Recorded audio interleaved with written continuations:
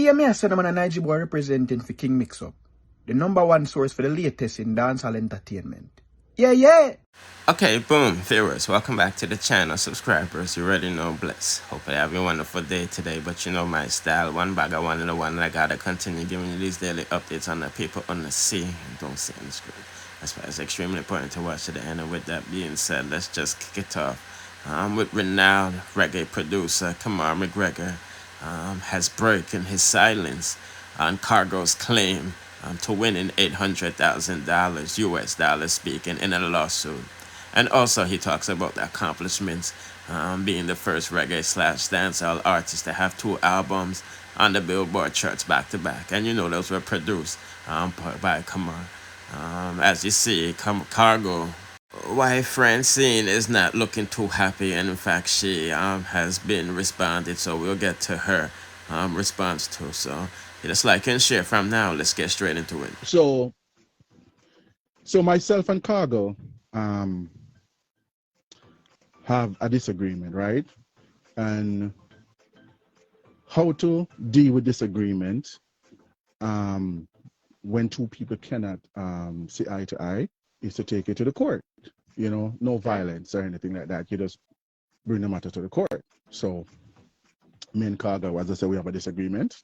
So we went to the court. So, no matter of fact, I sue him. I brought him to the court, and I sue him. And did you sue him for what? Defamation of character? Or... So I sue him for that, and I also sue him for breach of contract because he did sign a contract and he breached a contract. So I sue him for that and other stuff. But like when I sue Khago, we have a private. I mean, I know you've been done, but since we started out talking about that, you wanted to talk about that, and you tell me straight up, say no. No. Yeah, but here, I'm gonna tell you this, right? I know probably, I know Khago may upset tonight because I'm busting bubble because me say, yo, Khago win 800,000 0, right? And me tell the story about around the whole thing around Khago, and it's just like a recap where I say, boop, we sue Khago. There was no money there, so me I continue to pay my attorney, nothing is there. Boop. Decide say, yo, me I drop the lawsuit. Khago decide say, him I continue because he want to win around God Jamaica, say him win 800,000. Him continue the lawsuit. Me no answer to it because, and you know that already in America, if you don't answer to a lawsuit, automatic. Yeah, so like I said, you know, that's his response to their claims that they won. As you can see, Francine, you know, went over the court case or whatever after the ruling and all of these stuff. And, you know, when, you know, him and Talib, they get catch up and things, you know, she came out with this. So let's take a listen to what she has to say, and then we'll proceed. Wagwan, people. Best up on yourself, you know, it's a Monday. Supposed to be beginning of a productive work week. And everybody's supposed to be up and going and do them thing and want good for whatever profession them in. Want good for them children, them family, them heritage, them generation to come and to build empires, because that's what we are here for, to support and uplift each other. You know, yesterday evening, matter of fact last night, I got a little message on IG about Kemar Mcgregor and Talib and whatever. I mean, I say, artists don't learn them lesson. I think I've come out and I've said a lot of things on different platforms within the last maybe 2 years. Maybe not last year, maybe 2021, thereabout. And I think by now, from a person who was never into music and got into music as a result of Khago, not even the music, but the legal aspects of the music because of the case that Kemar presented to the media and to everybody else about Khago and Khago's music and the catalogs and the album and all that stuff. I said, people, and I said on several times that when music now, we have to learn to have business-minded activities, business-minded business-minded, not only for the folly of the music and the girls and the cars and the publicity and everything else that come with the frills of music, but be business-minded. When I put a name on a paper, what it represents. When a team speak for you, what it represents. And as you, the artist, what it represents. And I spoke about how, from days gone, how these men and women of our previous generation of music and get dollar. Because producers exploited their music, send their music to different third parties, and get exploited on those levels and not get the money. They get money for them look at stage show and they look at performances, yes. But royalties, they don't get none.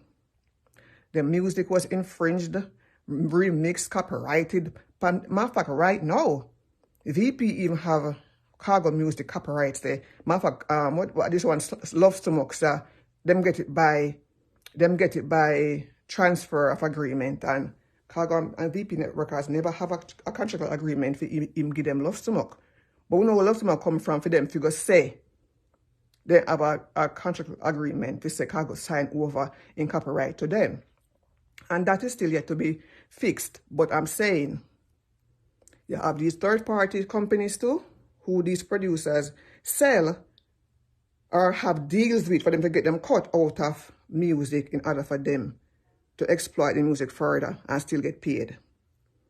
And I'm doing this again to say, listen, it's about time us artists and artist management team too. Look on the history. Look at the history. And Kemar come out and talking about his brand. Your brand, you have too many people to talk about your brand and what your brand represent. Your brand represent mischief, litigation, exploitation, and straight out thief. And a one, and a two, you shouldn't have a right to say, no, you shouldn't have a right to say, you never produce no music film or nothing at all. It may be somebody have a right if you want to call your name. Because what you stand for, is probably not what he wants to be associated with. And a one, and a two, and we all know them. Jack here come out and say something. When Stevenson come out and say something. This one from St. Thomas the other day come say, we know Queen Africa have said it before. Luciana, a lot of people, Egyptian, a lot of people come out and talk about how you took your music, claim for you, and exploit their music. And the same thing that you try to do with Khago. You come and you say, are you this, and you that, and the third. And you run out and you start to talk about, I don't want to associate with my brand, and my brand doesn't associate with this and stand for this, and I'm going to cease and desist. That's your favorite term. Cease and desist from calling my name and what my brand represents. Your brand represents litigation with everybody who you're coming in contact with. Sizzler, because we see in case, people, if you go on the different legal systems, go to Pacemaker, go to South Florida, go to New York court systems, and type in a name and see how much time he been in court for people music and catalog what him say is theme. Okay, for fear, them will belong to you. But the way of how you want to accumulate and recoup our people's intellectual rights is wrong. And that is the reason why, even though I was not involved in music and the world know that, I go find out, I read, and get legal advice about what it is supposed to be. You always, are you compose, are you write, are you produce, and you do everything because the artist are nobody.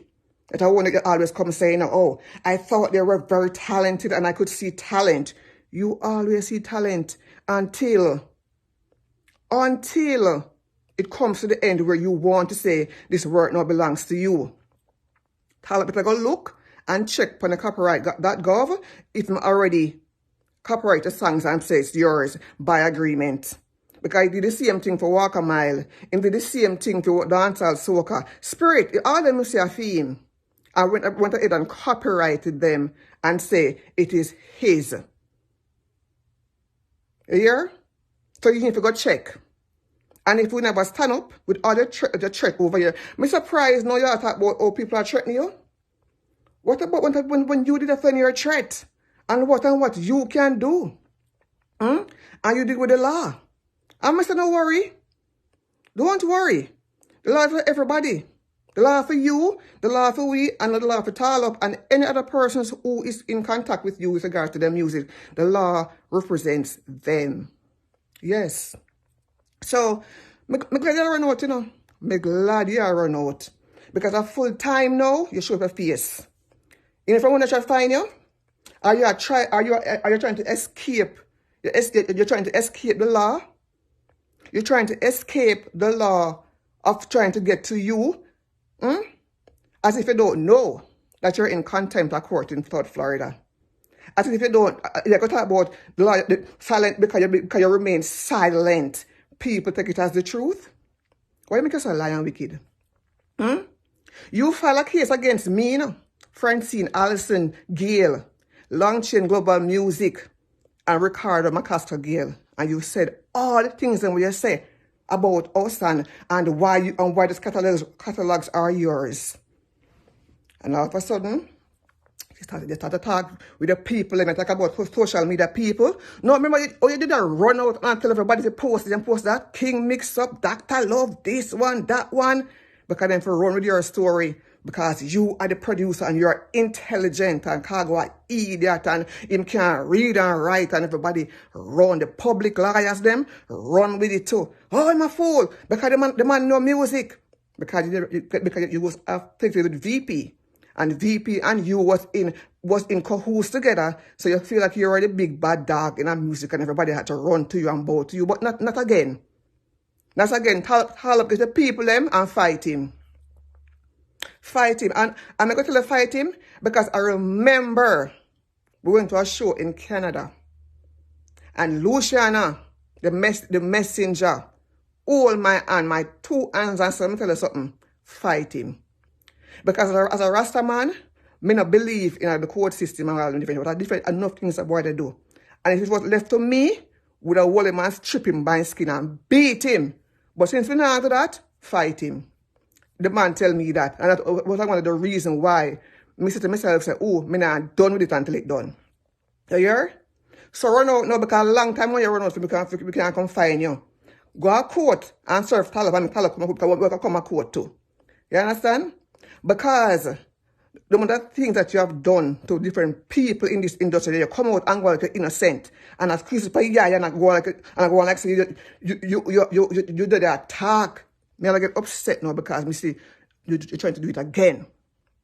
You're trying to do it again because them don't know about music and you know. And all I want to do is have another court hearing because you're a litigation junkie. That's what the lawyers describe you as. A litigation junkie who go around, exploit people, and then try to sue them for copyright infringement. Because right now, Talib should not put out any music.